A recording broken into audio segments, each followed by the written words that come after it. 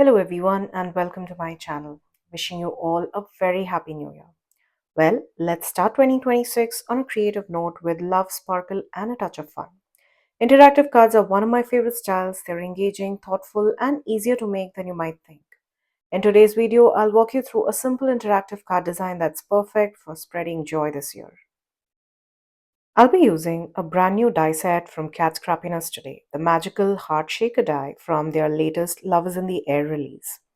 This is a two-piece die set that cuts out a beautiful shaker mouse with a heart-shaped window. But instead of using it as intended, we are going to switch things up and use it a little differently today. Now, I started by placing the heart window onto an A2 size white cardstock panel. This cardstock panel is slightly smaller than an A2 size panel. This measures 4 by 5 1/4, which will give me a beautiful border around the edges, which you'll see at the end of the video. Now, I did position it slightly towards the left hand side, leaving some extra room on the right for my sentiment. Now, I did secure this using some washi tape and I ran it through my die cutting machine. Once run through the die cutting machine, you'll see it cuts out a heart window and you'll also get that little die cut piece along with the mouse face. Now, for this project, I'll set the larger panel aside and focus on just the little heart outline and the mouse face die cut for our card today. Next, we'll start by creating our shaker window. For this step, you'll need a small piece of acetate that fits perfectly behind the open window on your panel. Any acetate will work here. You can either use heavier acetate sheets or even recycle the clear packaging from your stamps and die sets.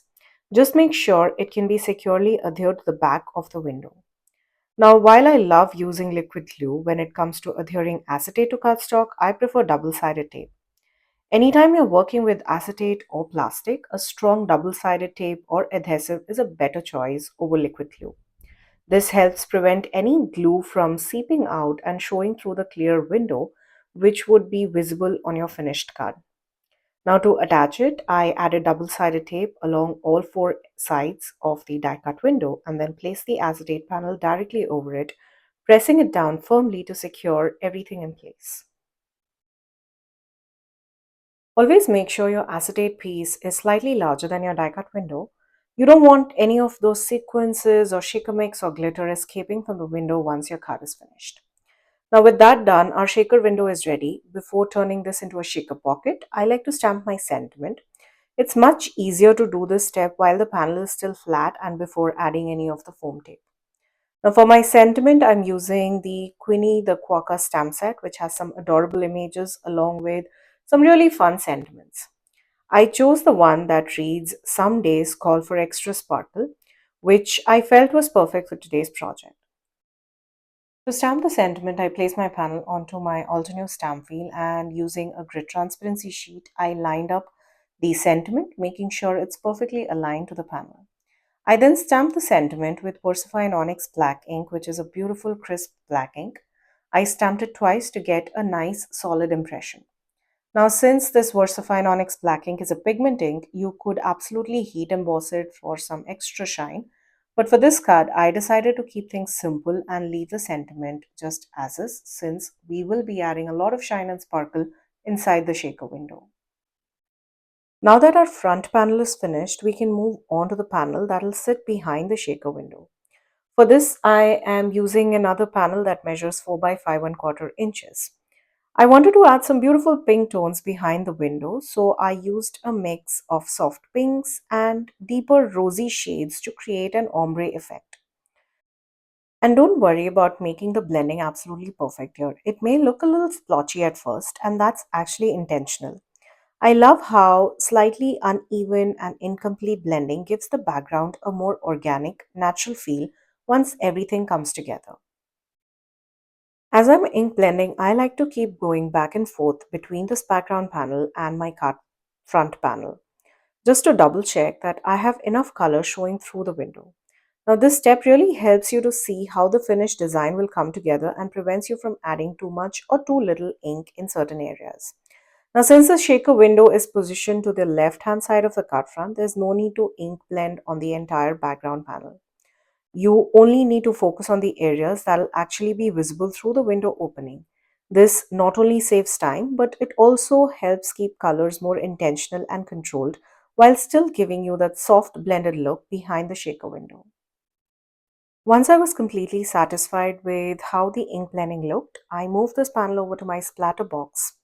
To add some extra interest and sparkle, I gave the panel a generous mist of shimmer spray.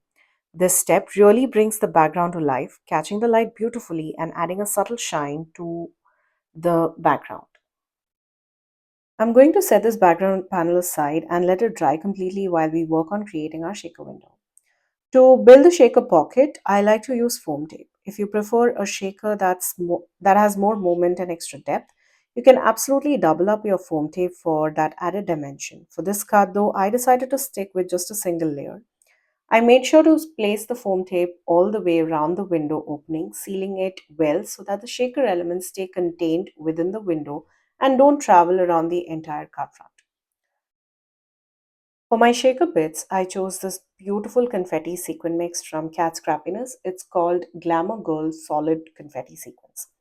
Now, before adding the sequins into the shaker pocket, I took a small paintbrush, dipped it in some anti-static powder, and lightly brushed it along the edges of the foam tape. This simple step helps prevent the sequins from sticking to the adhesive, allowing them to move freely inside the window. Now, after that step, I like to peel off the backing from the foam tape before adding my shaker bits. Now, this mix includes a gorgeous combination of pink, white, and black solid confetti along with some white pearls.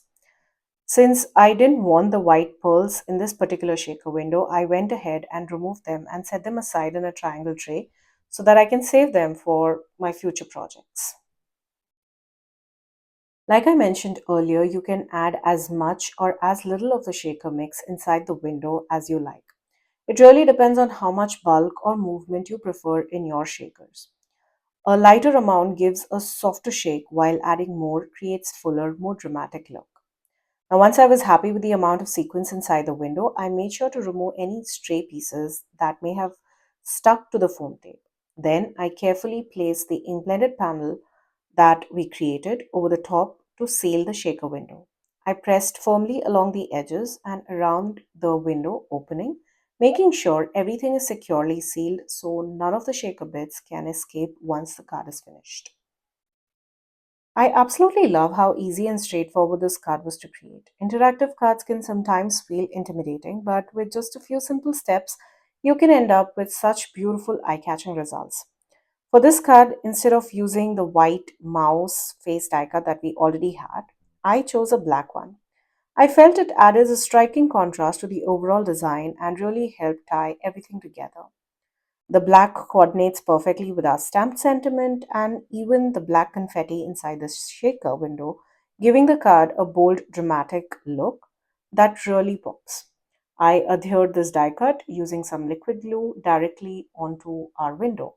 You'll see that this die cut overlaps the window as well as the white part of the panel, which is what really makes this card pop. Now, all we are left to do is adhere this completed shaker window onto a pink top folding card base, choosing a shade that coordinates beautifully with the colors inside the window. This helps tie the whole design together and makes the vibrant pinks in the background really pop.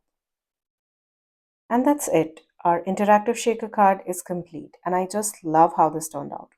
It's amazing how a few simple steps can create something so fun, sparkly, and full of personality. Interactive cards don't have to be intimidating. Just a little layering, some sequence, and a pop of color can make a big impact. I hope this inspires you to try creating your own shaker cards and have fun experimenting with colors, dyes, and sentiments. Thanks so much for watching, and I can't wait to see you in the next project. Now, all the supplies that I used in today's video will be listed down in the description box below. Please note that all of these links are affiliate links, which means that if you shop using one of my links, I'll get a small commission at no cost to you guys. Thank you once again. Until next time, stay safe. We as card makers send and receive so many cards throughout the year. I decided that I'll be sending lots of love and hugs to my loved ones and crafty friends with some really beautiful and heartfelt messages and wishes letting you guys know that how much I appreciate being a part of this beautiful community. Today, we are keeping it clean and simple as we create a beautiful card using an older favorite from Old to New. This is the Winter Village die set. This die set by Altenew gives you all the pieces that you need to build a cozy winter scene, tiny houses, pine trees, even a sweet sky element with the moon and stars. It's perfect for a clean and simple card design or layered design with lots of dimension. Now, what I love about this is that how versatile it is. You can use up your cardstock scraps for the smaller pieces, mix and match colors for different vibes, and create anything from a peaceful winter night to a festive holiday village. It's one of those sets that works beautifully for quick cards but also lets you get creative with layering and detailing. We'll be creating a scene exactly similar to what you see here on the packaging. Now, there are a couple of ways you can work with these die cuts. You can either cut everything using white cardstock and add color with ink blending or alcohol markers, or you can go straight in with colored cardstock. Well, today I am going with some fun, vibrant papers by Your Paper Insider. I will be using a beautiful pink and pair it with complementary Miri Sparkle glitter cardstock, which is more of a dark coral pink for the house. I'll be using the key lime colormate cardstock for my trees and a rich Caribbean blue for the night sky. And a little later in the video, you will also see me bringing in some of the canary yellow shimmer cardstock to tuck behind the windows for that warm, cozy glow. I went ahead and cut all of my cardstocks down to tiny little pieces, just the right size for these little dies. Then I grouped everything together with a low tack washi tape and ran it through my die cutting machine. It wasn't until I cut the houses that I realized that I needed something to go behind the windows. So that's when I bought in the canary yellow shimmer cardstock and cut a few tiny pieces to tuck behind them. That warm, sparkly glow looks beautiful against the baby pink body of the house. Now, you can absolutely use both these houses to replicate the same exact scene that I'm creating today, or even cut multiple houses in different vibrant colors of cardstocks to create a whole holiday village. But for today's card, I will be keeping it simple and using just one of the houses. I began by assembling the houses, starting with the windows. I added that soft yellow backing behind each window, and because these die cuts are so tiny and delicate, I made sure to use the tiniest drop of liquid glue. With pieces this intricate, you definitely don't want any of that glue seeping out from the edges, so a light hand works best. Once the windows were in place, I moved on to the rest of the details, carefully attaching the roof and those sweet little doors to bring each of the house to life. It's a slow and delicate process, but the results are absolutely worth it. Aren't these absolutely adorable? The soft pink paired with that warm yellow glow in the windows makes it look so cozy and inviting. The glittery rooftop adds just the right touch of sparkle without overwhelming the design. Now, moving on to the rest of the scene, you could leave the blue and the green cardstock pieces as is, but I wanted to add a little bit of shading to give everything more depth and dimension. I started with the trees. Now, since the cardstock is a very light green color, I brought in a darker complementary shade and lightly brushed it along the edges using a mini ink blending brush. For this, I'm using the shade Let Us Celebrate ink by Altenew, and it adds the perfect little shadow to our trees. You will notice only the tip of the trees have color of them. I will then go ahead and clean my glass surface and we will move on to our sky. I did the same thing with the sky. I blended a deeper blue just along the top edge, letting the color fade naturally towards the center. You'll notice that I left the bottom portion, the part with that little mountain like silhouette, completely untouched. For this, I used Ride the Wave ink again by Altenew.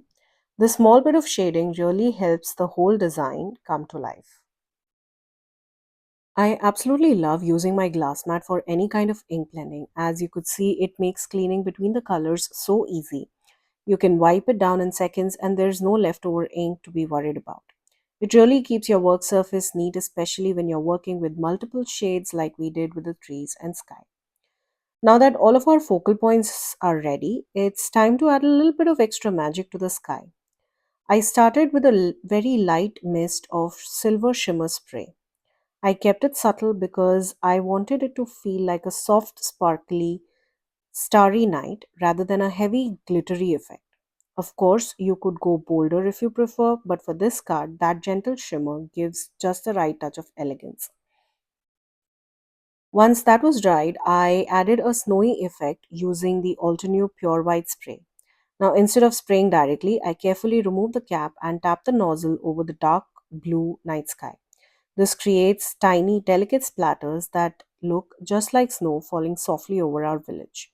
It is such a small step, but it really brings the whole scene to life and adds that cozy, magical winter feel that makes this little village so special. I'm going to let all the ink fully dry before I start assembling everything together onto our card front. Now, you want to make sure each piece is completely dry so that the layers go down smoothly and nothing smudges. As I mentioned earlier, I'm aiming to create a scene that's similar to the one shown on the packaging with that cozy little winter village look. But before I start layering all of the elements, I wanted to take a moment to stamp my sentiment. It's always easier to add the sentiment first so it sits perfectly in the design without getting lost among all those layers. Also, if you add all those layers, it's important not to mess up in the end. So, this is the reason I like to stamp my sentiment right before adding all of those layers together. I decided to go with a sentiment that says sending love and hugs from the Flourishing Garden stamp set. I absolutely adore the delicate, elegant font on the sentiment. I just feel it matches perfectly with our tiny, cozy winter scene. Now, to make sure it was perfectly placed, I put my panel onto my stamp wheel and used a clear transparency grid sheet to first position the night sky. Now, this gave me a good idea of exactly where the sentiment should go. Once I had it lined up, I placed my sentiment on the grid transparency sheet, checked that it was straight, and then stamped it onto the panel using VersaFine Onyx Black ink. I stamped it twice to get a bold, crisp impression that really stands out against that wintry background. You could definitely heat emboss the sentiment for extra shine, but I decided to leave it as is. I love the simplicity and elegance it brought to the card. Now that the sentiment is ready, it's time to assemble all those tiny little pieces. I started by gluing down the night sky over the sentiment, creating a perfect backdrop for our scene. Then I added a little strip of thin foam tape to each of those tiny little pieces before adhering them. This gives just a subtle lift, adding dimension without being overpowering. Now, if you prefer a flatter look, you could absolutely adhere all the pieces directly onto the blue sky. But the thin foam tape I'm using here gives just the slightest pop, which really makes the houses and the trees stand out against the background and brings the whole winter scene to life. Now, if you wanted, you could also cut out the little stars from the die set and add them to the sky. But for this one, I felt that the subtle shimmer spray was enough to create our magical twinkling night sky effect. Now, once the scene was complete, I added some foam tape to the back of the panel and adhered it onto a top folding A2 size card base. Now, I chose the same soft baby pink cardstock here that I used for the house so that everything ties together beautifully and the entire design feels perfectly balanced. And there you have it, a cozy little winter village all assembled and ready to send some love and hugs. I absolutely adore how this tiny house glows against that soft night sky, and those subtle touches of shimmer really make the scene come to life. As for the other little house from the die that we created, there are so many options. You could add it either in the inside of the card, decorate an envelope, or even create a whole second scene similar to this one. That way, you have two beautiful cards ready in no time. Well, I hope you had fun watching today's video and got inspired to create your own cozy winter scene. I'll have links to all the supplies that I used to create this card listed down in the description box below. Please note that all of those links are affiliate links, which means that if you shop using one of my links, I'll get a small commission at no cost to you guys. Thank you again for joining me today. Until next time, stay safe. Sometimes all you need is a thoughtfully designed layout and just the slightest hint of sparkle to elevate a card and create something really special. For today's project, I'm keeping things clean and simple with a single layer card design, letting the products truly shine. So, if you love clean designs with impactful details, you're going to love this project. Let's get started. Today, I'm so excited to share a project featuring a fun and brand new heart to heart release by Simon's Stamp. This release is filled with beautiful coordinating products that make card making both easy and inspiring. We'll start with the Locket of Love stamp and stencil combo. Now, this set features two beautiful heart shaped lockets that are large enough to be the main focal point of your project. It also includes absolutely gorgeous bows, a delicate little chain, and so many lovely details that really will elevate your design. The set comes with a great variety of sentiments that aren't just perfect for your Valentine's Day projects but work beautifully for friendships and everyday cards as well. The coordinating stencil set includes two pieces and lines up perfectly with all the images in the stamp set. Of course, you can add color using your alcohol markers or even watercolors, but these stencils make coloring and ink blending an absolute breeze. Well, I'm pretty sure this set does come with coordinating dies, which is always a big plus. But since we are creating a clean and simple single layered card design today, I'll be focusing on the stamp and stencil combo. I love how versatile this set is, and it's perfect for keeping things simple while still getting beautiful results always. Now, before we get into the process of card making, here's a quick question for you guys.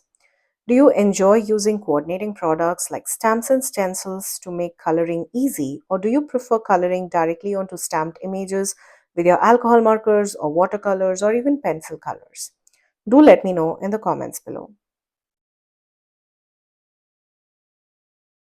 To get started, I placed a 4 by 5 and quarter inch white cardstock panel onto my stamp wheel. Using a stamp positioning tool is really helpful here, especially if you want perfect placement or need to stamp an image more than once.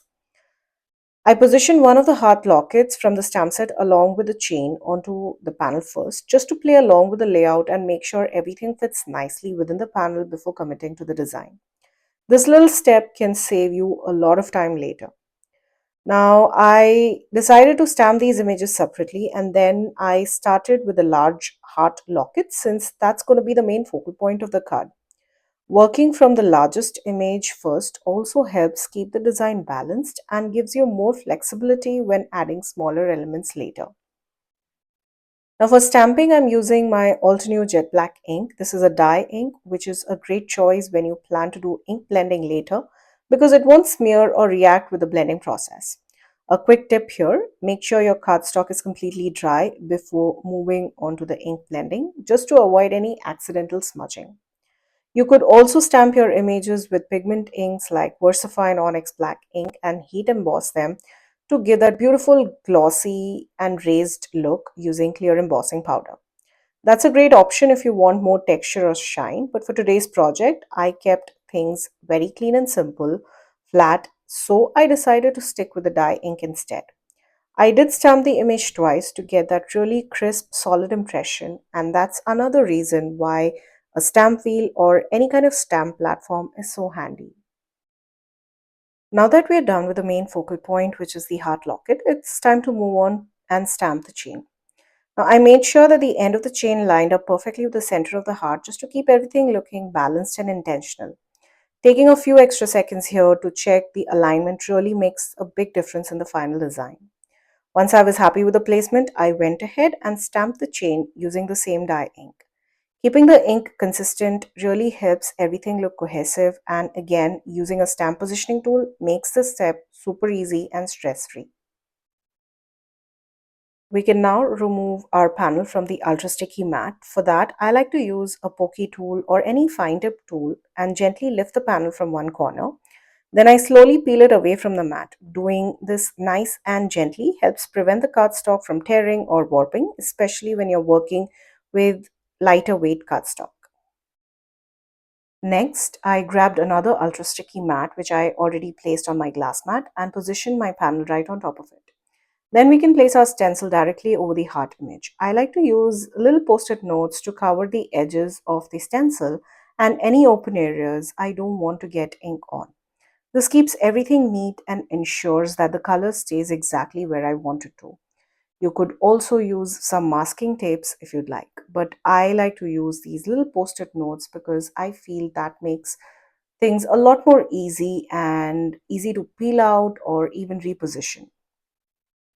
Now, for my ink blended, I decided to play with some beautiful shades of pinks. I started with carnation, then added peony, and finished with rose to create a soft, gorgeous pink ombre effect. I then blended the ink over the entire heart, including the little flowers and the leaf details you see on top of the heart. So every part of the image has that lovely soft depth. A quick tip here: when ink blending, start with the lightest color first, then build up gradually. This makes it easier to get smooth transition between the shades, and it's much more forgiving if you go a little heavy handed at first. Once I finished the heart, I cleaned my stencil and moved on to the little leaf and floral images that line up perfectly with the stamped design. I used a really dark shade of green for the leaves and beautiful vibrant orange for my flowers to really make those little details pop. Now, if you're worried about the pink from the heart blending into the floral accents, you could also use alcohol markers here instead. They give you precise control and keep colors clean and separate. I used a mini ink blending brush for this step, but just to be extra safe, I masked off all the other areas with post-it notes. This way, you can add depth and color without worrying about accidentally blending outside the lines. It's a small step, but it really makes a big difference in keeping your card looking clean and polished. The stencil actually does coordinate with the chain, but I decided to bring in some alcohol markers to add a pop of vibrant yellow to the chain. Now, since we had stamped the image with dye ink, there's no worry about smudging or smearing the black outline when we add this bright color, so it is a perfect combination. Now, my go-to alcohol markers has always been Uhuhu markers. Now, this set that I'm using here has both brush tip and a fine tip, which makes coloring details like this so much more easier and precise. Once I finished coloring the chain, I brought back the stencil and added a beautiful shade of teal to the little embellishments that you see on the chain. These small touches really help your card feel polished and gives just the right amount of visual interest to your finished project. Now that our main focal point is fully colored, it's time to add a little sparkle and shine. I placed the stencil back over the heart opening and covered the rest of the panel with post-it notes to protect it. Then I placed this entire assembly into my splatter box. I gave the locket a mist of shimmer spray. This subtle touch instantly elevates the card and adds that extra bit of magic. You might not be able to see the shimmer very well here on camera, but in person it looks absolutely stunning. It's just the right amount of sparkle without being very overwhelming. Now I will let this dry completely before adding my sentiment directly onto the sparkly heart, so we make sure it sticks perfectly and does not smudge. Once I was sure that the panel was completely dry, I brought it back onto my stamp wheel to add the sentiment. Now I chose a sentiment that says, "You hold a special place in my heart," from the same Locket of Love stamp set. I absolutely love the font on this one. It's just so elegant and pairs perfectly with the heart locket. To make the design feel cohesive, I stamped the sentiment at an angle to follow the tilt of the locket. I also stamped it twice using the same black dye ink to get a really crisp, solid impression.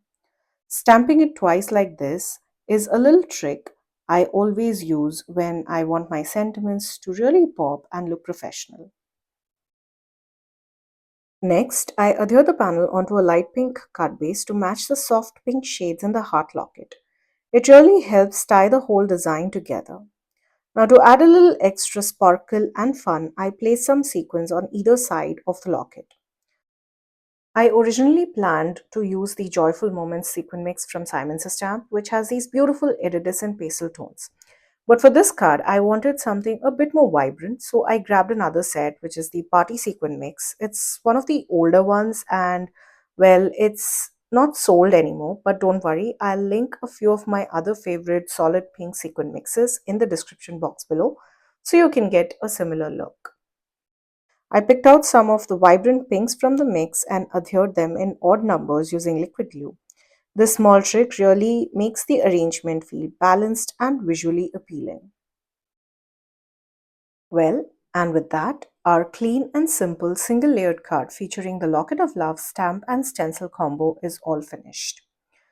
I love how just a few thoughtful details, a soft pink ombre, a touch of shimmer, and few sequences can elevate a simple design into something really special.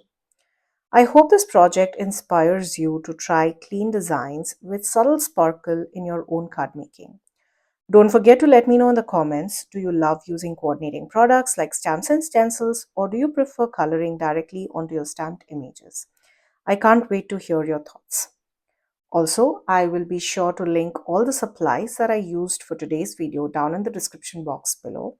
Please note that all of these links are affiliate links, which means that if you shop using one of my links, I'll get a small commission at no cost to you guys. Thank you again for watching today's video. Until next time, stay safe. Want to create a card that actually tells a story using your sentiment stamps?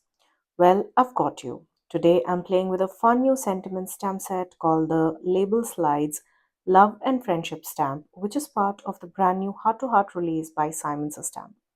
Now, this card is also part of the blog hop, and today is day one, so make sure you hop over to the Simon's Stamp blog for lots more amazing inspiration from some really talented designers. And don't miss this, when you make any purchase from the Heart to Heart collection, the exclusive Friend Like You stamp set will be automatically added to your order. There's also a $25 giveaway at every stop along the hop, so definitely check out the description box below. I'll have links to my blog post as well as the Simon Stamp blog so you can follow along and join in on all the fun. So let's dive right in. Now, this is the new Labels Slide Love and Friendship stamp set, and it's filled with some really fun sentiments that work not just for Valentine's projects, but also for friendship cards. And honestly, there's something in here for everyone. You can use these sentiments just as labels, or like I'm doing today, we are going to be creating a little story right on our card front. Now, there are coordinating dies available that cut out these sentiment labels, but for today's project, I'll be stamping everything directly onto our card front. Now, these sentiments are definitely going to be the main focal point of our card, but to add a little extra interest, I pulled out one of these adorable critter sets. Now, this is a cute camper stamp set. It comes with these sweetest little characters, and we'll be coloring them to bring our story to life. Off camera, I went ahead and stamped and die cut everything. Well, I'll be using three of those critters along with a little campfire to build our scene. Simon's Stamp has so many stamp sets with cute critters and little elements that are just perfect for storytelling cards. I'll definitely leave links to a few of my favorites down in the description box below. Now, to start with a card, I began by stamping the sentiments. I'm working with a panel that measures 4 by 5 and quarter inches, which is slightly smaller than your standard A2 size card base, and I placed it onto my Altenew stamp reel. Now, since we are creating more of a story style background, I wanted to include multiple sentiments directly onto my card front. To help with the alignment, I placed my grid transparency sheet on top of this panel. This makes it so much more easier to keep everything stamped in a straight line. I also bought in the critters that I plan on adding later, just to help me with the spacing and the overall placement of my sentiments. Well, I started by loosely arranging everything until I was happy with how it looked. At this point, I'm not worried about being in a straight line or being perfectly aligned. I just wanted to see if all the elements fit together perfectly within this card panel. Once that was done, I made sure that all of my sentiments were lined up nicely and that the spacing between each of them was exactly how I wanted it to be. The finished card will read, "Hey bestie, lucky to have you, our bond is a gift." Now, I absolutely love how these sentiments work together, and well, they also pair beautifully with larger word dies as little sub sentiments as well. It's up to you what kind of card making style you prefer. For me, I prefer both, the ones where I am creating a storytelling like background, or I'm using these as sub sentiments and pairing them with bigger die cut pieces. I went ahead and stamped all of these sentiments using VersaFine Onyx Black ink, which gives that beautiful, crisp, deep black impression. I did stamp everything twice just to make sure I had a nice solid impression on my card panel. Now that the main panel is done, I'm going to set it aside and we can move on to the fun part, which is coloring in our little critters. Now for coloring, I'm using my alcohol markers. These are the Uhuhu markers, and the set that I have includes both fine tip as well as brush tip. Now the brush tip is great for filling in larger areas, but when you look closely at these little critters, there are so many tiny little spaces where the brush can easily smudge the ink. That's where the fine tip really comes in handy. Now, I have been using these markers for about 4 to 5 years now, and I honestly have zero complaints. They are really comfortable to use and come in a great range of colors.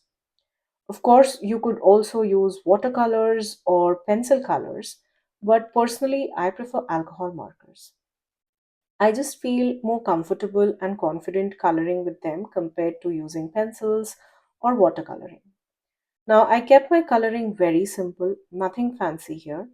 I used about 2 to 3 shades per color, but there's no advanced shading technique going on here. Everything was kept nice and basic. The little guy holding the marshmallow looked like a gray cat to me, so I went with some soft gray tones, and the one holding the mug totally gave me little fox vibes.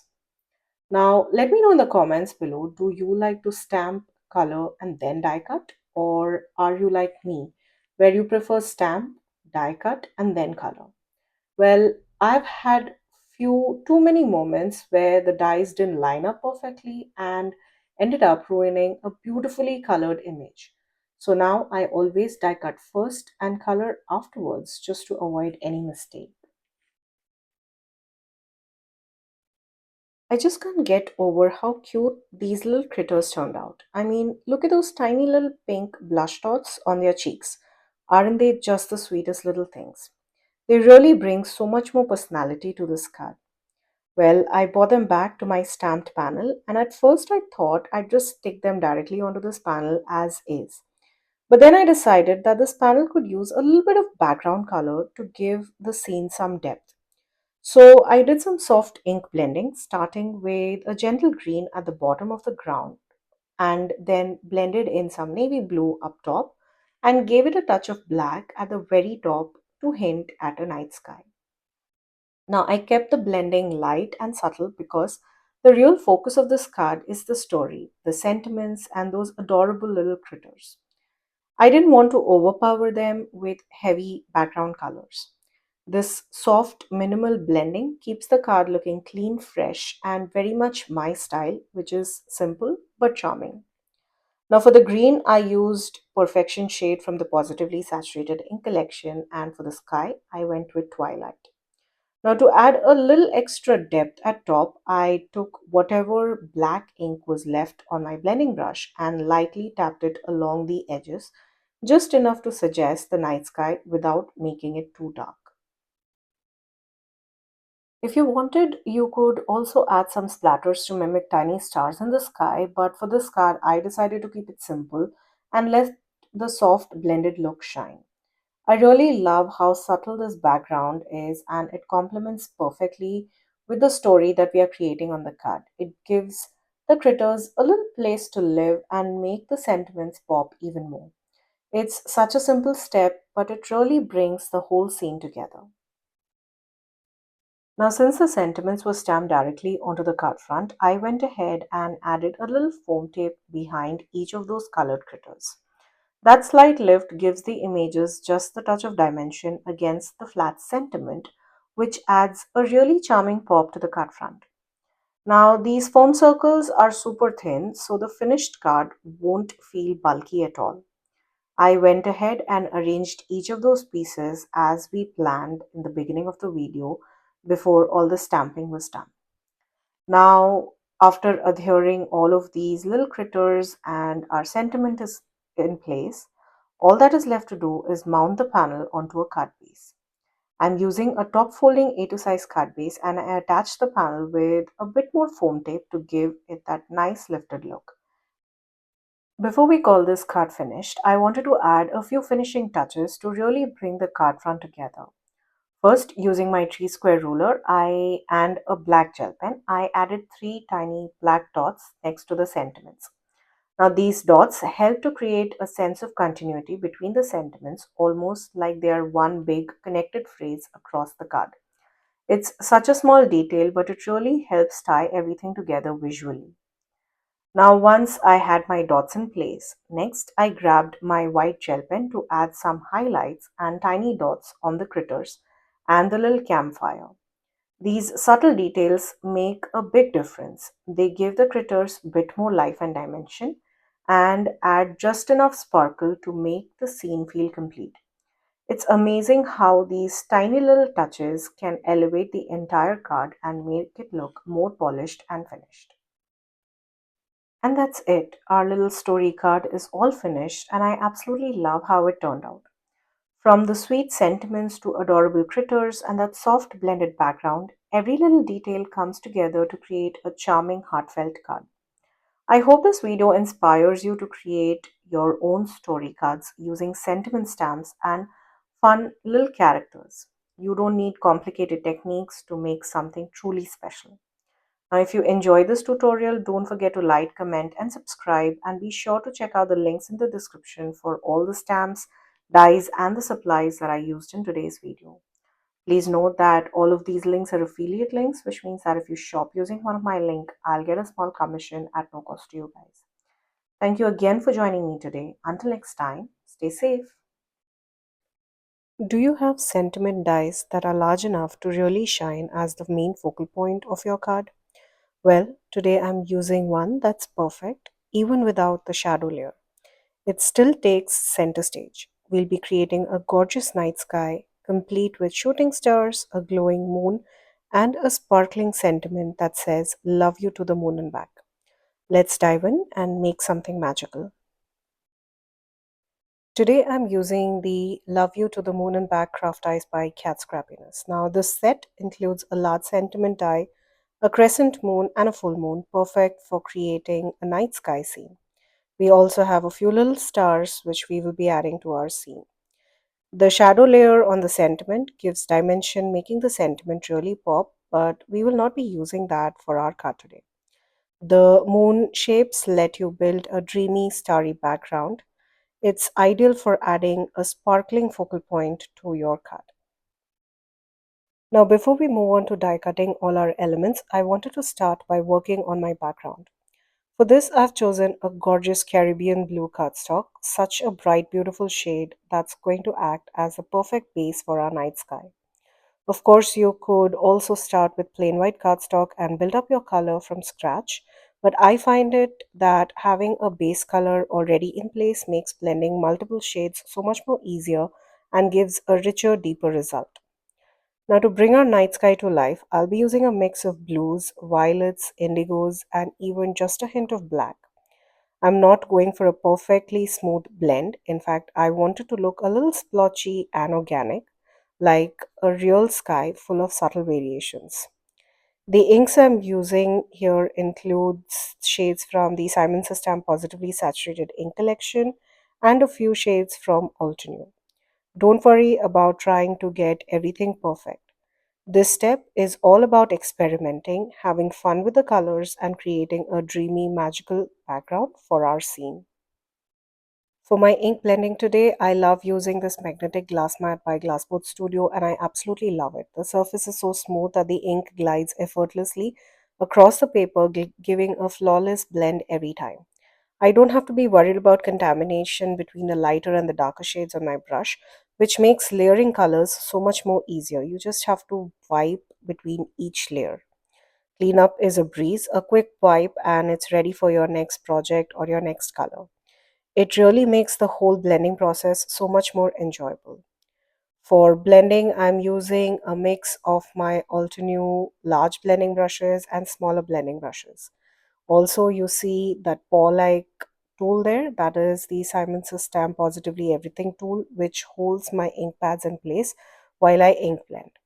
The last and final color I'm adding here is this permanent black ink, again by Altenew.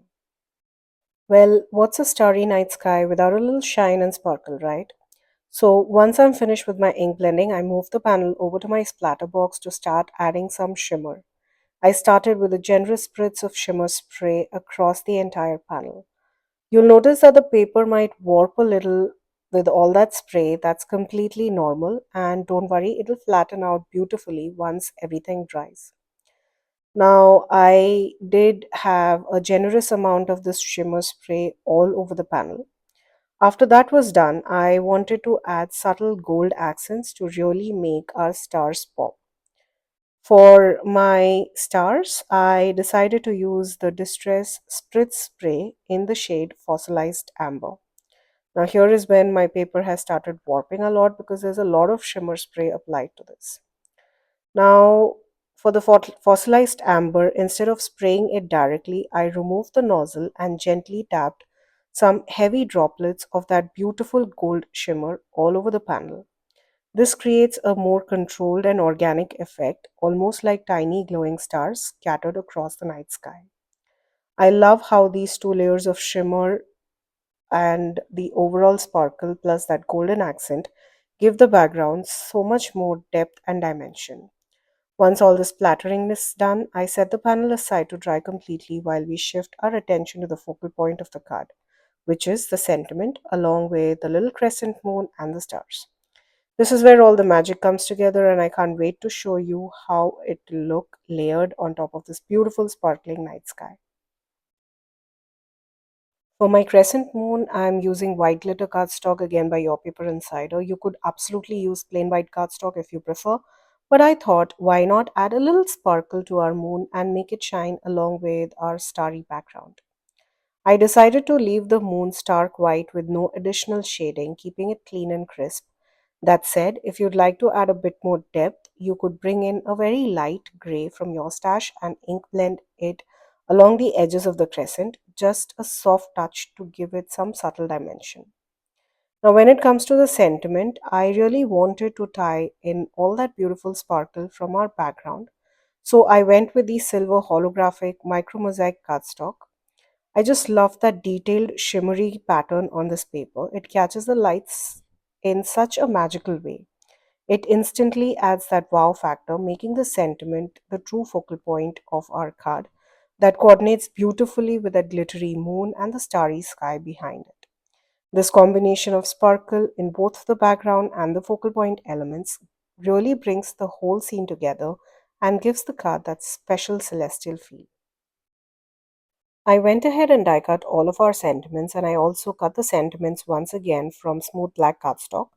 This will serve as the base to pop up our sparkly silver holographic sentiment. Using the same silver cardstock, I also cut a bunch of little stars to scatter across our background later. Now, to assemble the sentiment, I started by layering the holographic piece on top of the black one. I didn't line them up perfectly, I just nudged the holographic sentiment slightly towards the right, creating a subtle black shadow behind it. Now, this trick will not only make the sentiment pop off the card, but it also adds a subtle contrast against that shimmery background, making the sparkle on the silver cardstock stand out even more. Now, since the sentiments are so delicate, I use my reverse tweezers to hold each of the words while applying the tiniest bit of glue behind them. You really don't want any of that glue oozing out from those delicate die cuts, so taking your time here makes all the difference and keeps everything looking clean and crisp. Now, here's a closer look at the layered die cut piece compared to just a single layer of that silver holographic cardstock. Now you can really see what I meant when I nudged the holographic cardstock slightly to create the subtle black shadow behind my sentiment, giving it depth and making it really pop against the background. Well, our sentiment isn't just one solid piece, it was cut into several small sections. So I carefully glued each of the holographic cardstock pieces onto the corresponding black die cut letters, making sure that each one was in place. If I had used the full shadow layer, lining up the letters would have been so much more simpler. Now, since the edges of the letters would match perfectly with that shadow underneath. But because we are skipping the full shadow layer, a little extra adjustment is needed to make sure everything looks balanced and aligned. But the beauty of doing it this way, though, is the creative freedom it gives us. We can place each of those letters exactly where we want, adjusting the spacing or even the positioning to create our own magical focal point. This flexibility lets you play with the composition and design, making the sentiment feel unique and custom, perfectly tailored for our card. Now, before I add the sentiment and the crescent moon onto our sparkly background, I decided to adhere the background panel onto a card base. I trimmed this panel down to measure 4 by 5 1 quarter, which gives us that clean, crisp white border around all four sides. I just love how this frames the design and makes the colors really pop. Next, I pop the panel using foam tape to give it that extra dimension and add a little bit of lift to the card base. Now we can start working on the sentiment. As I mentioned earlier, since we are not using the full shadow layer, we have the flexibility to space out each of those sentiment pieces exactly the way we want. I adjusted the distance between each of those words and played with their positioning until I felt it was balanced and visually pleasing. I adhered each of those pieces of the sentiment onto the panel using liquid glue and pressing it firmly to make sure that every piece is securely attached. Now, since the letters are so delicate, I wanted to make sure that I had glue on all of these pieces and everything is perfectly secure enough onto the card panel. After I was done adhering the sentiment in place, I added small pieces of foam tape on my crescent moon so it would pop beautifully on the card, adding even more dimension and creating a focal point that really stands out against that beautiful sparkly night sky. To finish off this card, I randomly scattered the die cut stars across the entire background and stuck them using liquid glue. I love how they just add the right amount of sparkle and interest, making the night sky feel alive. Now, if you take a closer look at the panel, you will notice a few of those larger gold droplets from the spritz spray look a little uneven. Well, at first it seemed like a mistake, but looking at it now, they actually resemble shooting stars streaking across the sky. I think it's an happy accident that adds even more depth and character to our card. Now, with all the stars scattered, the crescent moon in place, and our beautiful holographic sentiment as the focal point, this card is officially complete. It's a sparkling, magical night sky scene that's ready to be shared with someone special. Well, I hope you enjoyed watching today's video and got inspired to create your own night sky with beautiful focal point sentiments. All the products that I used to create this card will be listed down in the description box below. I will have links to all the papers as well as the inks that I used to create that magical backgrounds. Now, please note that all of these links are affiliate links, which means that if you shop using one of my links, I'll get a small commission at no cost to you guys. Well, thank you again for joining me today. Until next time, stay safe. Do you ever buy specialty papers just because it's beautiful, but then you're too afraid to actually cut into it? Trust me, I've been there. Hello everyone, I am Revati from RP underscore Shutterbug, and today we are diving into the brand new box number 14 from Your Paper Insider. If you've been following my channel and my work, you know I'm obsessed with clean and simple designs and, of course, anything that sparkles. Box number 14 is exactly that, a beautiful collection with a variety of color options to choose from, with the purples and pinks being my absolute favorites. Now, before I dive into each of these gorgeous papers individually, I want to take a moment to talk a little about the Your Paper Insider subscription box itself. Now, this is a quarterly paper crafting subscription that brings a beautifully curated selection of high quality papers straight to your craft room. Each box is thoughtfully put together around a cohesive color palette and style, making it easy to mix and match designs without overthinking. It's perfect for card makers and paper crafters who love having fresh inspiration on hand, discovering new color combinations, and building a versatile paper stash that they'll actually use, not just admire. Now, I have always looked forward to seeing what's inside each of these boxes, and trust me, I have never been disappointed. Now, these boxes are sent out quarterly in Jan, April, July, and October, and each box is priced at $29.95 with shipping included. If you're interested in learning more, I'll have links down in the description box below. Now, let's take a look at what's included in the box. They always include this helpful cheat sheet, on one side of which we have details about some of those unique papers that are featured in the box. And on the other side, you will have a full list of all the papers that are included in the box with their weight and sizes. Now, if you're interested in individual papers like the white cardstocks, some of the specialty cardstocks, or even watercolor cardstocks, that may be included in the kit, but you can also buy them separately. Now, let's get started with this fun bonus note card from H&H Graphics. Now, they create special effect papers, including scented papers. Now, this one here is a recipe card which features a buttered rum scent, and on the other side, it includes a recipe, which is, I feel, such a fun and creative touch. Now, let's take a look at all of these papers individually. We will start with the royal blue foil board paper. Now, this one measures 8.5 by 11 inches, and this is a 92-pound cardstock. A beautiful royal blue foil, as the name suggests. Next, we have a solid color cardstock. This is the Sapphire Color Plan cardstock. This is a 100-pound cardstock, thick, heavyweight cardstock. I would use it for my die cuts or even card bases.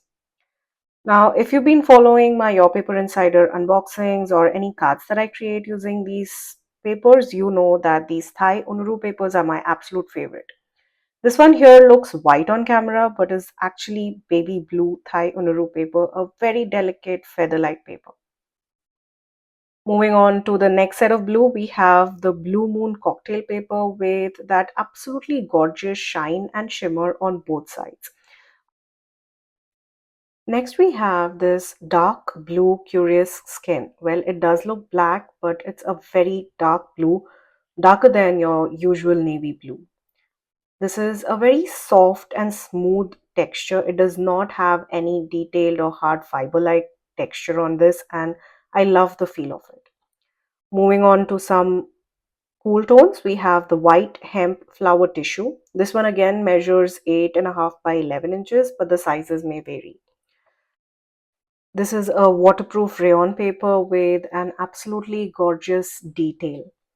Now, the next we have the Party Confetti Chunky Glitter paper, which is a returning favorite. It was in one of the earlier boxes, and I absolutely love this paper. Well, this Party Confetti is the first time that I'll be using it, but I do have the same chunky glitter in gold and silver, and I absolutely love it. Again, we have this gorgeous Thai Unru paper in the shade magenta, beautiful, vibrant pink. Now, we'll move on to the pinks. We have magenta non-shed glitter cardstock. You know, I absolutely love non-shed glitter cardstocks by Your Paper Insider. They are beautiful and super sparkly. To match that, we have the Dahlia Color Wheel Spellbinders cardstock. This is a 100-pound heavyweight cardstock, followed by a light pink non-shed glitter cardstocks. Now, Your Paper Insider does have a pack of non-shed glitter cardstocks in rainbow colors, which is an absolute must-have for me in my crafty stash because I love using these for little die-cut pieces or even die-cut sentiments. Next, we have this fun dusty rose Yuzenshi Shiogami paper. I hope I pronounced it right, but I absolutely love the detailing on this paper. This would be a beautiful card background. For some silvery shine and shimmer, the next paper is Opal Oyster Pearl Gloss Shimmer Paper. Again, absolutely gorgeous. The camera really does not do justice to this paper. The shine is stunning. Now, this box, I believe, has three vellums, and the next one is the lemon yellow vellum. This is a very thick vellum, and again, I would use this for leaves or any kind of absolutely gorgeous shadows on my sentiments. Now, every box by Your Paper Insider comes with holographic cardstocks. This is the silver holographic diamond cardstock. They do have a pack of holographic cardstocks, which includes a variety of these designs. Moving on, we have the Environment Honeycomb cardstock, which is more of like a craft cardstock, absolutely gorgeous, thick, heavyweight. Next, again, we have a vellum sheet. This is the Glamour Natural Clear Vellum. Beautiful texture and heavyweight. Next is this Touche Saffron paper, which is a 111-pound cover. It's it has a very smooth surface that almost does not feel like paper. I absolutely love this. Next, for some gold, we have the bright gold brushed metal double-sided. Now, this, if you watched my previous unboxing video, box number 13 had this in bright red, and I absolutely loved that. I have been using that red for most of my Christmas projects, and I really look forward to using the one in gold. Next, we have the beeswax color wheel Spellbinders cardstock. Again, a super heavyweight cardstock. Moving on from the yellows, we have this light blue Wear felt stationery. Now it does look white, but off camera it has a very slightest hint of blue in it, very light blue. Next we have the violet mirror foil cardstock, again 12-point cover, beautiful shimmer and shine on this paper, absolutely perfect for those little foil accents on your cards or projects. Next, we have the Wisteria Purple Vellum. Again, this gorgeous sheet of purple absolutely coordinates with the purples in the box, and I think I would even use it with the pinks. Next, we have the Violet Curious Metallics cardstock. Again, this one has that slight shimmer on both sides. Followed by that, we have the glossy gray beam Gammon paper. Gammon papers are something that I have used in so many different projects in my cards. And this glossy gray beam is again absolutely stunning. It's not white, it does have a hint of gray in it. Next, we have the ultra white smooth cardstock. This is a 100-point cover cardstock. Again, you will find a pack of these on the Your Paper Insider website. Now, these were all the big papers that were included, but we have a small surprise in this kit. We have the cold press watercolor card fronts. Now, I have been obsessed with watercoloring for quite some time now, and I'm sure I'll be using these papers for most of my watercoloring. I do have a pack of watercolor papers by Your Paper Insider, and they are absolutely amazing. Now, this set has 10 papers. These are A2 size, and this is a gift pack. If you wanted, you could also order bigger sizes of papers that are available on the Your Paper Insider website. So those were all the beautiful papers that was included in box number 14. If you're interested in subscribing to Your Paper Insider quarterly subscription box, be sure to check out the links in the description box below. You can also take a look at their other products that are available without subscription. If there are any leftover subscription boxes, they do sell those individually, but you always save more by subscribing. Now, I will have links to everything down in the description box below, including the subscription box and the items that are sold individually over at Your Paper Insider. Please note that all of these links are affiliate links, and if you shop using one of those links, I'll get a small commission at no cost to you guys. I'll be creating projects throughout this quarter using some fun papers from this box. Stay tuned for all those beautiful projects. Thank you so much for joining me, and I hope to see you again in my next video. Until next time, stay safe. Don't you just love it when one beautiful image does all the hard work for you? One giant floral and two unique cards. Well, hello, crafty friends, and welcome to my channel. Today is all about maximizing your stamps and playing with vibrant color palette. We are keeping it clean and simple, and of course, adding a little shimmer. For today's project, I'll be pulling out some vibrant watercolors and simply enjoying the process. No pressure, no strict techniques, just having fun and letting the colors do their thing. With pops of bright pinks, rich purples, and beautiful fresh greens, we are going to bring this absolutely stunning floral image to life. Now, the image that I'm coloring comes from this Graceful Flowers stamp set by Simon's Stamp, and it's truly a showstopper. This set features a gorgeous large floral bouquet, which is what we'll be using as the main focal point for our card, along with a couple of smaller coordinating floral stamps and a lovely set of stems with leaves. To top it all off, it also includes some beautiful sentiments in elegant scripty fonts that add the perfect finishing touch.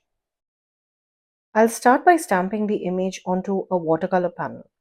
Now, I'll place this panel onto my Sizzix stamp and stencil platform for this step, mainly because I'm working with a wider card panel and I want to make sure that it is large enough to fit the stamp beautifully. The usual Altenew stamp wheel that I use is much smaller than the panel that I'm using here. The paper I'm using is the watercolor paper by Your Paper Insider, and I truly can't recommend it enough. It's a fantastic option for both paper crafters and artists who love watercoloring. The paper handles water beautifully and holds up really well. I placed the stamp towards the lower portion of this panel and then prepared the entire surface with my anti-static powder tool. Since we will be heat embossing this image using some absolutely shiny, sparkly gold embossing powder. Now I went ahead and stamped the image about 3 times just to be sure that the embossing ink reached every part of the stamp. This is something I especially like to do when working on white cardstock with clear embossing ink, as it helps ensure a clean, crisp, embossed result every time. Now, once I was happy with the impression, I poured on the Simon's Stamp Gold Embossing Powder, making sure that the entire image was fully covered and ready to be heat embossed. I funneled all of that excess gold embossing powder back into the jar, and now we are ready to heat set the image using our heat gun. Since this is a larger stamped image, I like to make sure that the heat gun is fully warmed up before bringing it anywhere close to the paper. I start by heating up the back of the paper, and then once that's done, we move to the front of the paper. The watercolor cardstock is usually quite thick as compared to your regular cardstocks. So warping is definitely reduced, but it's still important to keep the heat gun moving and avoid concentrating the heat in one spot for too long. This helps prevent unnecessary warping and ensures that the embossing powder melts evenly. As soon as the powder starts melting, the image instantly comes to life and looks absolutely stunning with that beautiful sparkly gold finish. At this point, I will take my time and not rush the process because I want all of that embossing powder to set evenly. Now, even with all those precautions, my panel did warp a little, but that's totally okay. I'm going to leave it as is for now and move on to the watercoloring process. We can always flatten and straighten the panel later towards the end of the video. Now, before I jump into the watercoloring process, I like to have a few essentials within reach. I keep a clean paper towel nearby to wipe off my brushes or to soak up any extra water or color that might splash onto my glass mat. I also have a few different sizes of brushes ready to go so I can easily switch depending on how large or small the area is that I'm coloring. Along with that, I have a cup of clean water and, of course, my watercolor palette. I like to work in phases, and the first phase is all about coloring the petals of the main flowers. I'll start by adding color to one of those petals on the center flower and then move on to every alternate petal. This helps make sure that the color does not bleed into the petals right next to each other. Now, since we did heat emboss this image, the raised embossing does create a bit of a well that helps keep the colors contained. But I still prefer to be extra careful to avoid any unwanted bleeding. I continue building up the color by adding pigment and water little by little to each petal, adjusting it as I go until I'm happy with the depth and the intensity of the color on every single petal. I like to begin with a very light wash of color as my starting point. This acts as the base layer, giving each petal a soft foundation of color. Then, using just the tip of my brush, I'll add a bit more pigment along the edges or near the base of each petal and allow the water that's already on the surface to do the work. The color naturally flows and blends, creating those beautiful organic variations that watercolor is known for. Just like I mentioned at the very beginning, this process is all about having fun with the colors and letting the water and the pigments work their magic together. There's no stress here. This style of watercoloring is incredibly stress free, relaxing, and honestly so therapeutic, not just to create, but also to watch. Well, I started with this beautiful pink, but once I was finished with the pink flowers, I bought in a few more vibrant shades and soft blends for the remaining of the florals. Towards the end of the video, you'll see me pulling in some beautiful shades of greens to color in the leaves and really bring the entire bouquet together. Well, now I'm going to turn on some music and give you guys a little time to relax and enjoy the coloring process. So sit back, unwind, and enjoy the soothing music along with this calm and peaceful coloring session. I'll check back in with you towards the end of the video where I'll show you how I added some little tiny finishing details and how we cut this panel into two A2 size pieces to create a pair of beautiful cuts.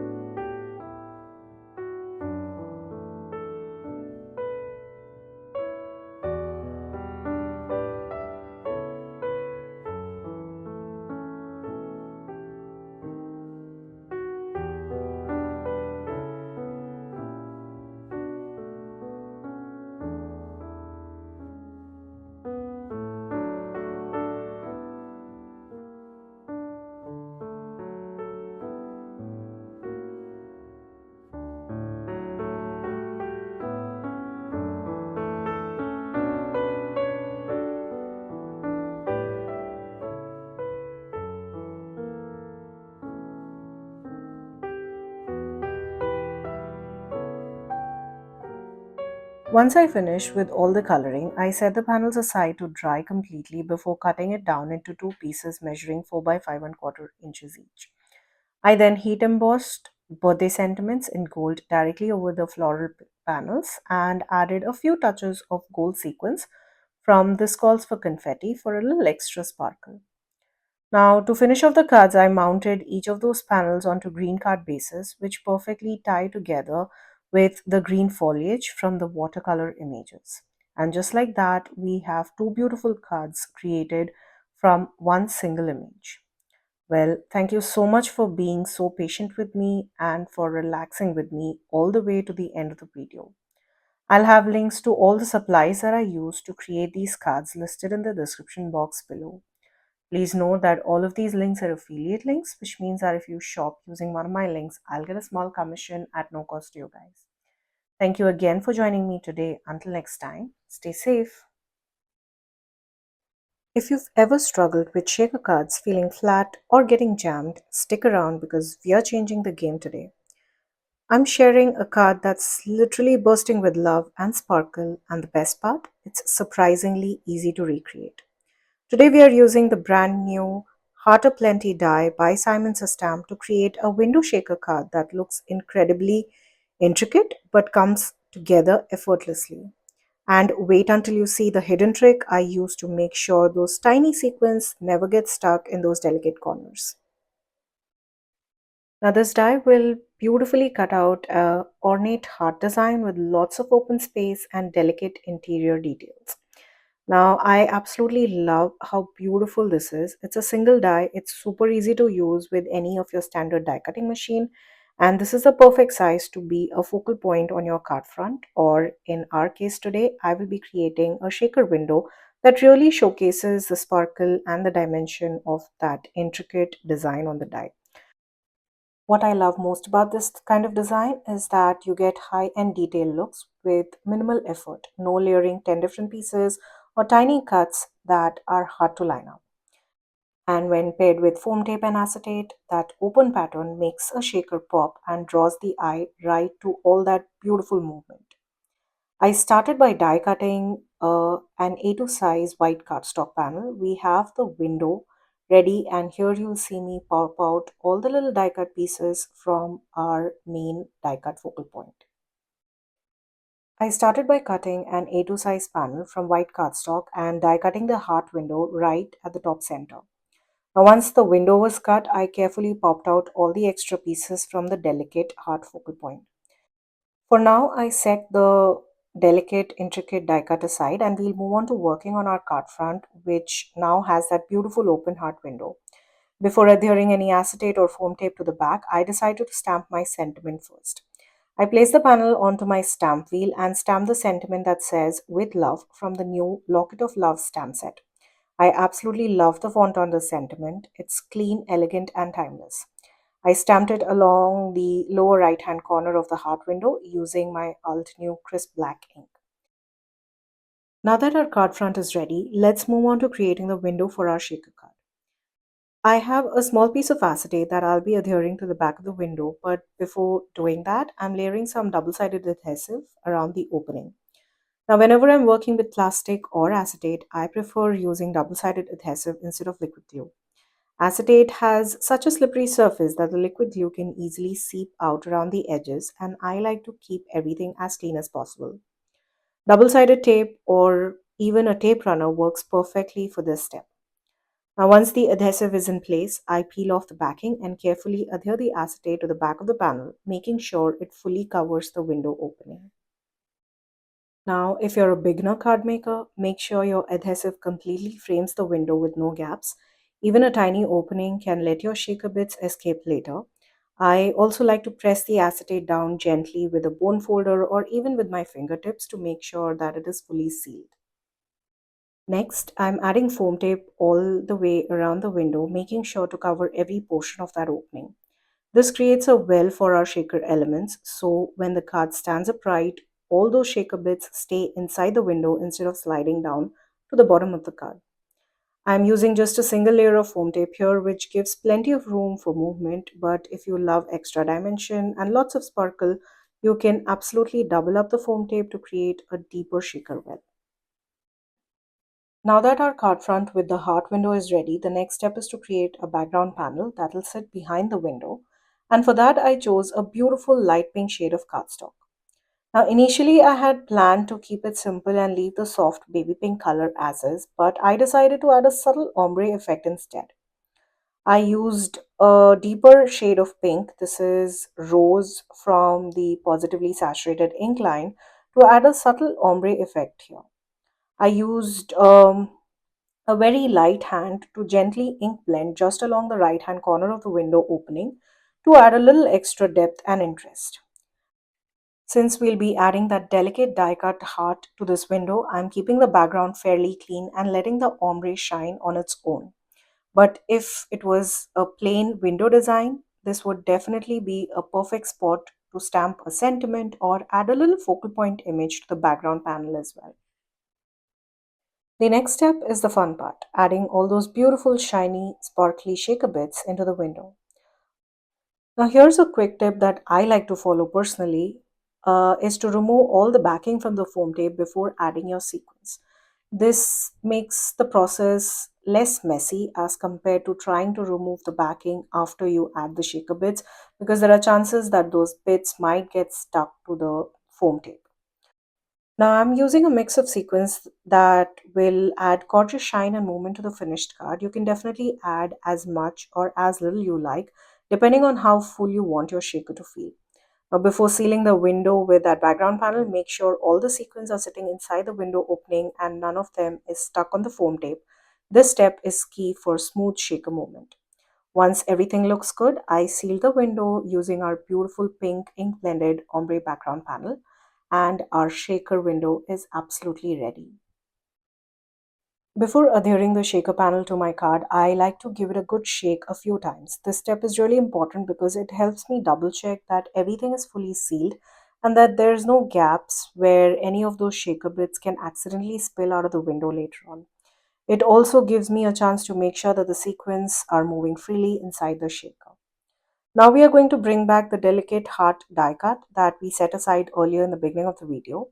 This piece fits perfectly into the window opening and adds that beautiful intricate detail right on top of our shaker window.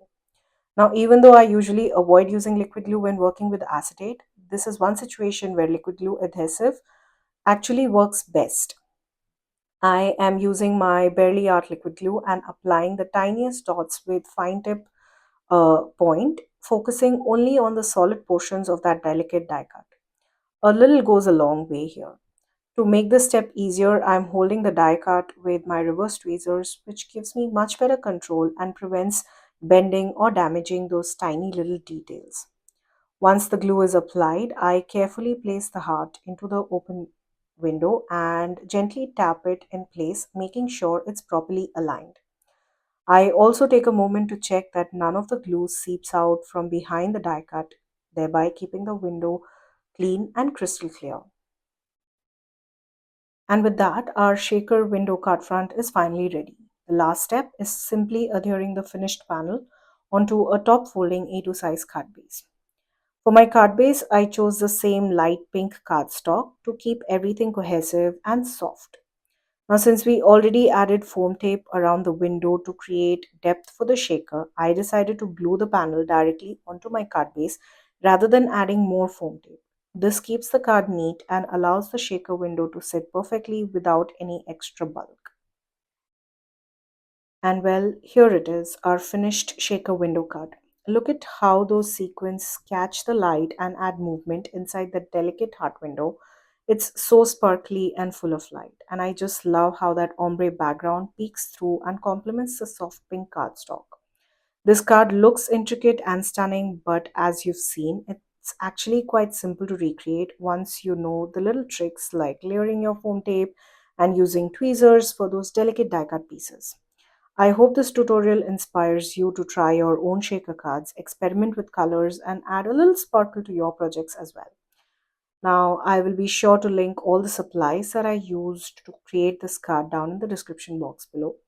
Please know that all of these links are affiliate links, which means that if you shop using one of my links, I'll get a small commission at no cost to you guys. Thank you again for joining me today. Until next time, stay safe. Ever wondered how a simple card can still look luxurious and high end? Well, the secret is all in the paper. Hello, crafty friends, and welcome to my channel. In today's video, I'm taking a closer look at the stunning textures inside the Your Paper Insider box number 14. I'll be pairing a gorgeous pink non-shed glitter cardstock with some deep shiny purples, and we will be creating a Ferris wheel. I'll walk you through how to layer these specialty papers for maximum impact without the mess. Now, here's a look at the beautiful papers we saw in Your Paper Insider box number 14. If you're new here or curious about Your Paper Insider, well, it's a quarterly subscription box that delivers curated papers, coordinating cardstocks, specialty textures, and creative surprises right at your door. Now, every 3 months, you will get a new box designed to spark fresh ideas and to take your crafting to the next level, saving you time on color choices and giving you a stash you'll love to work with. Now, these papers are part of the latest subscription box, which is box number 14, and it has some absolutely gorgeous, beautiful colors and patterns. If you want to take a closer look at each of the papers, I do have a video where I show the unboxing and talk a little about each of these beautiful textured papers. Check out the link in the description box for the unboxing video of this absolutely gorgeous set of papers. For today's project, I really wanted to focus on creating a clean and simple birthday card, but without skipping out on those beautiful, sparkly, and shiny details. I love how specialty papers can instantly elevate a design even when the layout itself stays minimal. Well, for my card today, I decided to use the Ferris wheel die set from Simon's Stamp for this card. Even though it's still pretty cold where I live, I was definitely in mood for something fun and a little nostalgic, something that felt like summer and carnival vibes. This die set felt like the perfect choice for that. The set includes all the pieces you'll need to create a fully layered Ferris wheel, starting with a sturdy base, a beautifully detailed wheel, and individual cars that are just waiting to be filled with color and personality. There's even a small heart die included, which adds a sweet little accent and ties in perfectly for a birthday card. This Ferris wheel die set lets you cut out 12 individual cards, which gives you plenty of room to play with color and texture. I decided to cut 6 of those cards using light pink non-shed glitter cardstock, while the rest of the 6 was cut using violet curious metallic cardstock. I also went ahead and die cut a small heart using the red brushed metallic cardstock. Now, this particular cardstock is from box number 13, which is the previous subscription. The current box number 14 does include the same in bright gold shade, which would be a beautiful alternative for this design as well. Now, off camera, I die cut all these pieces and I like to store them in this little tray by Glassport Studios. Now for my base of this Ferris wheel and the large circular frame, I use the Environment Honeycomb cardstock, which is a brighter take on your classic craft color. And I felt it tied in perfectly with the rest of the palette. It grounds all of the sparkle while still keeping the look soft and cohesive, which really helped maintain the light, airy tones I had in mind for this particular card design. Now it's time to assemble our Ferris wheel. I started by adding a small thin foam tape to the base where the circular wheel will be attached. Now you could absolutely adhere these two pieces directly with liquid glue, but foam tape adds just the touch of dimension without making the design feel bulky. Next, I glued each of those Ferris wheel cars into place, alternating between pink and purple pieces to keep the color balance nice and even. I'm using the Simon's Stamp liquid glue here, and because these little cars are quite delicate, I made sure to use the tiniest amount possible so nothing seeps out around the edges. Even though I'm working with a thicker glitter cardstock, one of the things that I really love about the non-shed glitter papers by Your paper insider is how beautifully they cut through, even with intricate and delicate dies like these.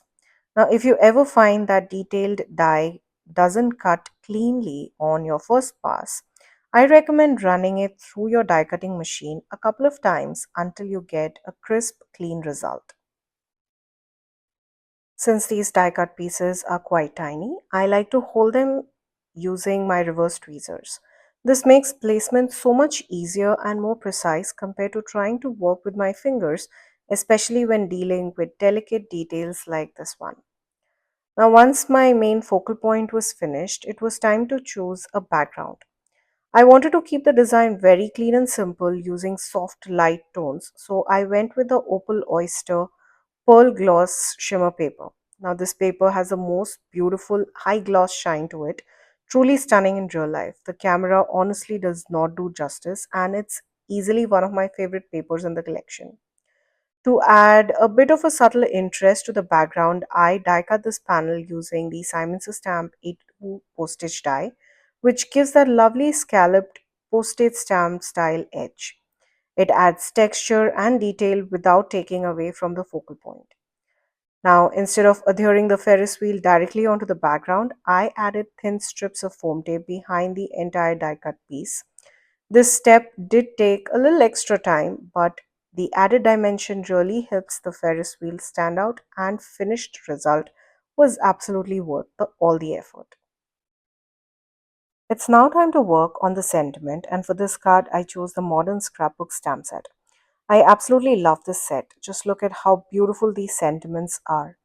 Now, this set has such a versatile mix of modern memory keeping essentials with phrases that work perfectly for cards, mini albums, planners, and even traditional scrapbooking projects.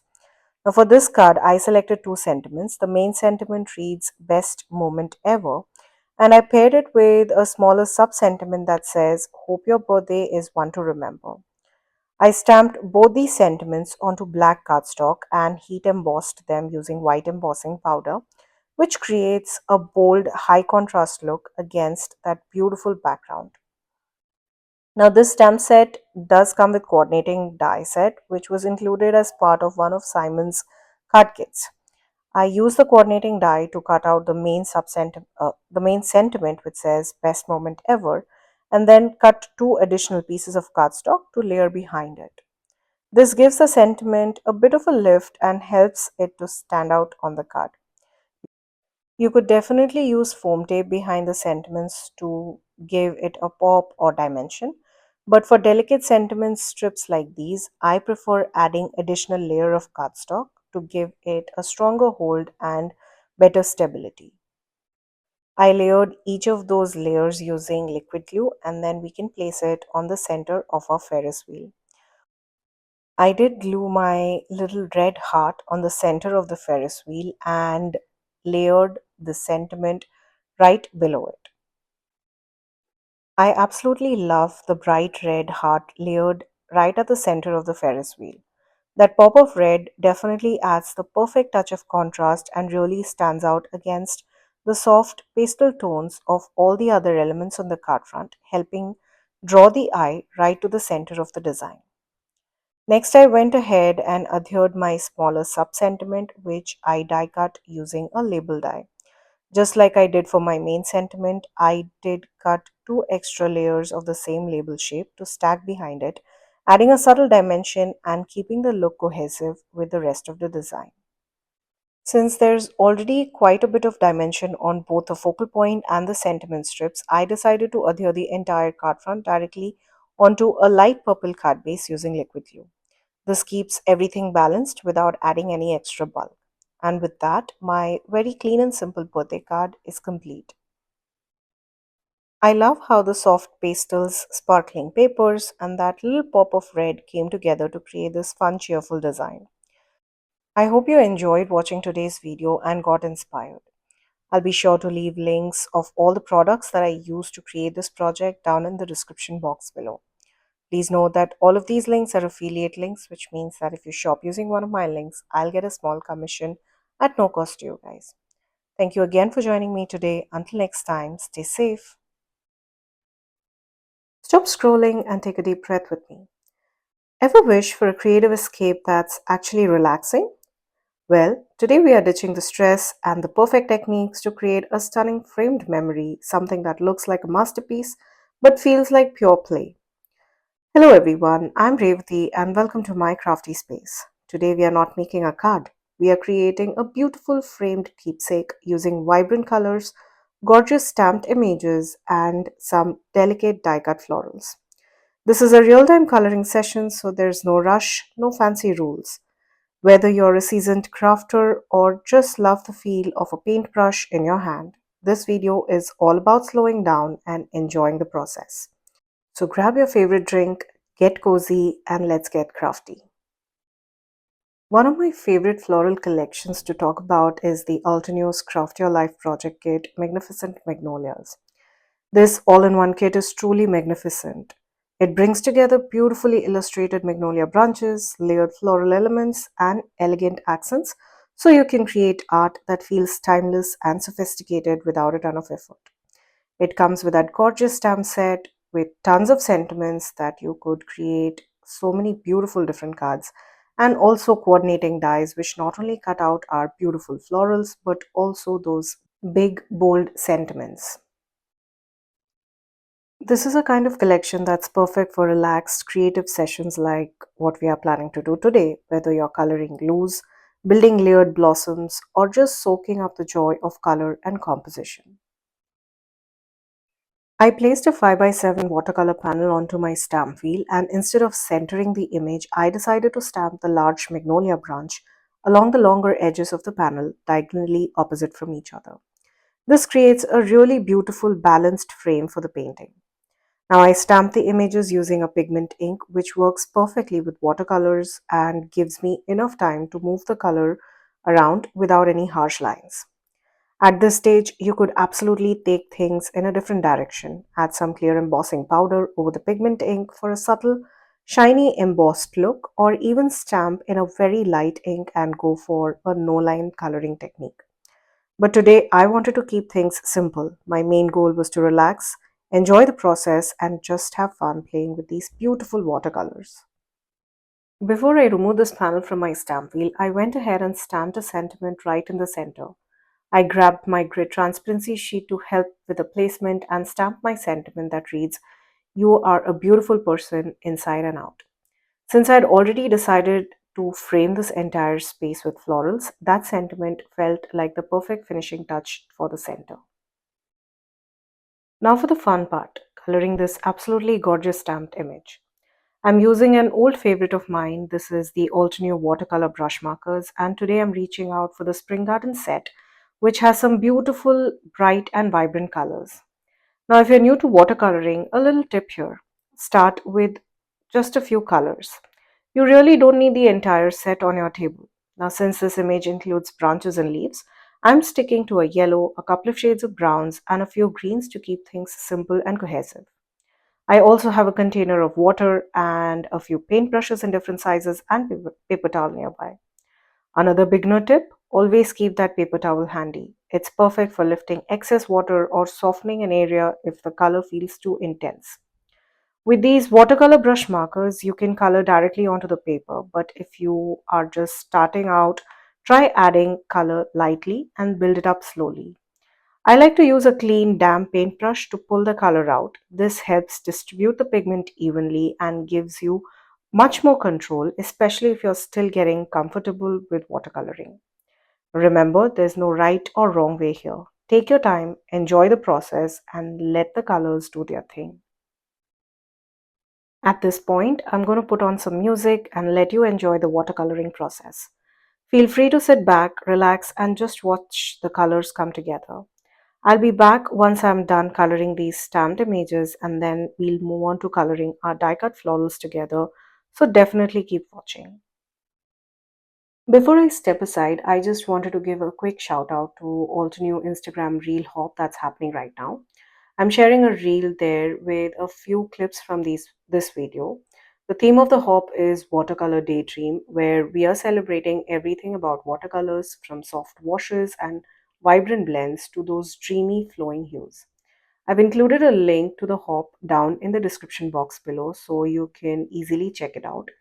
And here's an extra treat, there's also a giveaway happening on Instagram, so don't miss a chance to join and win some fun goodies.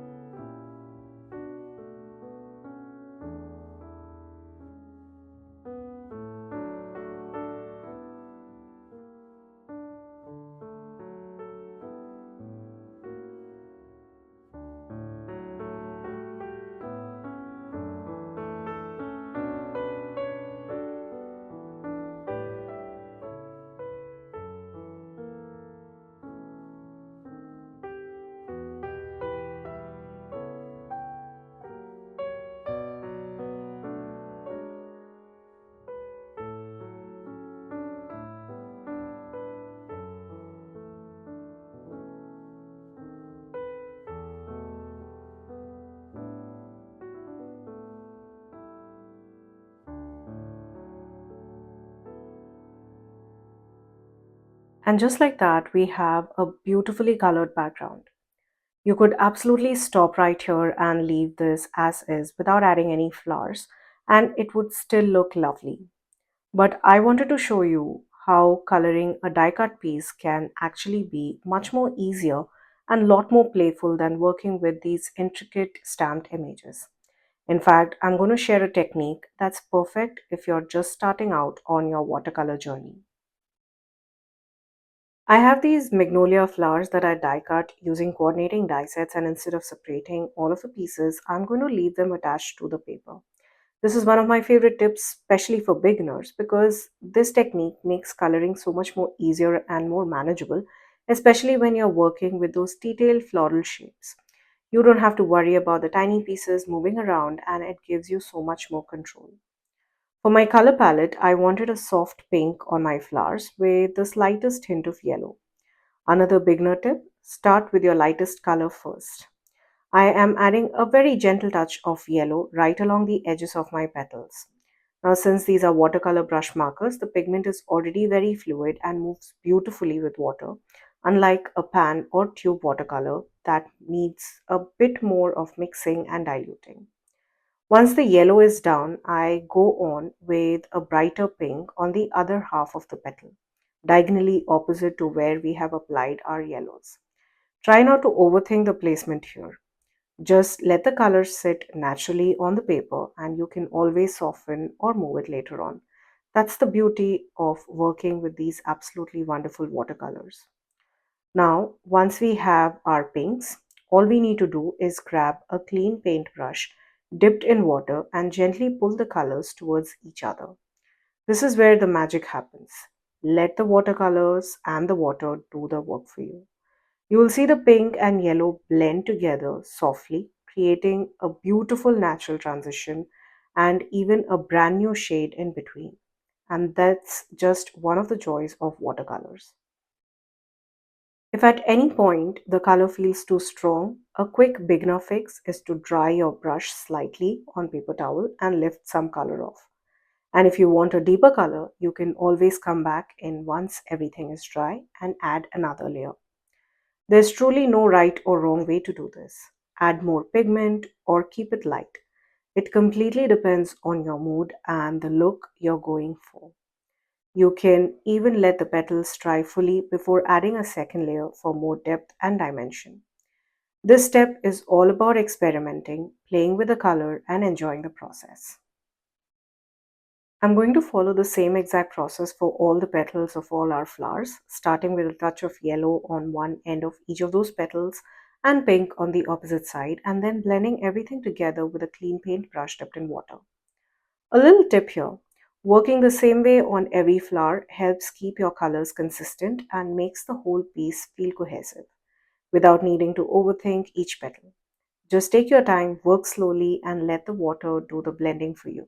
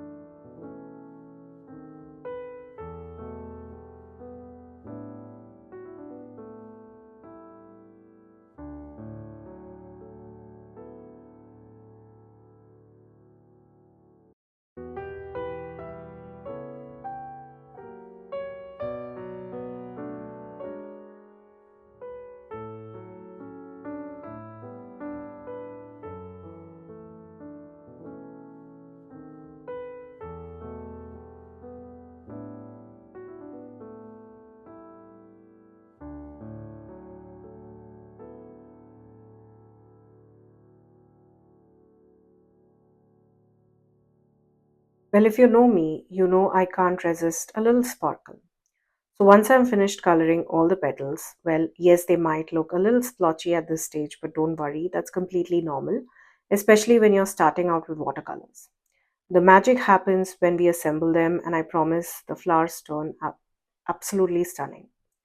Now I have to add a bit of sparkle and shimmer on these flowers, so I place the colored petals into my splatter box and gave them a light spray of shimmer spray.